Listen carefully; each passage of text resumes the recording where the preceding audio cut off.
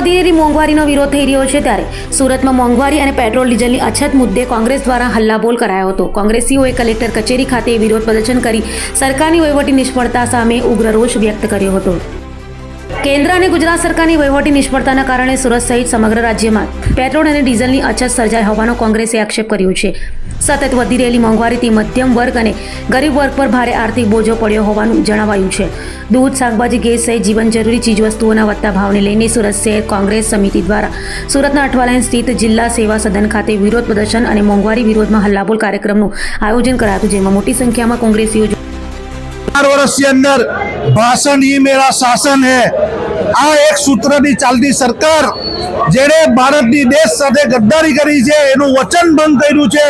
जो कहता था 12 वर्ष पहला के मारी सरकार आवता ज हूँ गरीब અને મધ્યમ વર્ગને રાહત આપીશ, મોંઘવારી ઘટાડીશ, તેઓ તેમના વચનથી ફરી ગયા છે।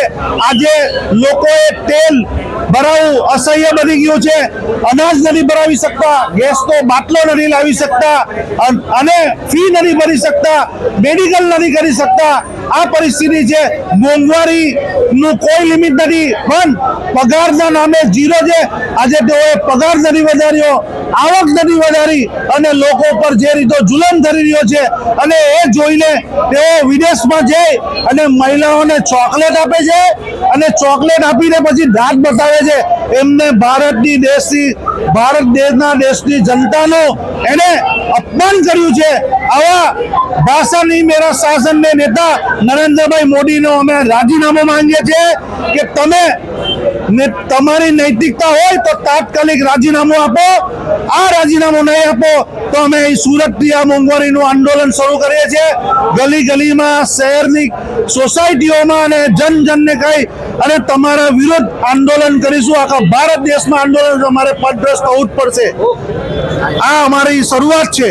કોંગ્રેસ પ્રમુખ આજે અમે જિલ્લા કલેક્ટર પાસે એટલા માટે આવ્યા છે કે અત્યંત મોંઘવારીનો માર પડી રહ્યો છે, મધ્યમ વર્ગ ગરીબ માણસોને એકદમ પીસાઈ રહ્યા છે અને પેટ્રોલના ભાવો અને ડીઝલના ભાવો અત્યંત વધવાના કારણે શાકભાજી છે કે અન્ન છે કે કંઈ પણ વસ્તુ છે તમામના ઉપર મોંઘવારી લાગશે। આજે લોકોને ગૃહિણીનું બજેટ ખોરવાઈ ગયું છે। આજે નોકરી નથી મળતી અને તેવા કારણોમાં આજે ટેક્સના પૈસા ભરવા માટે પણ લોકો પાસે પૈસા નથી। આવનારા જે દિવાળીના જે દિવસ આવશે તો તેના અંદર તમને લાગે છે કે દિવાળી અત્યારે ચાલુ મોદી સાહેબે કરાવી દીધી છે।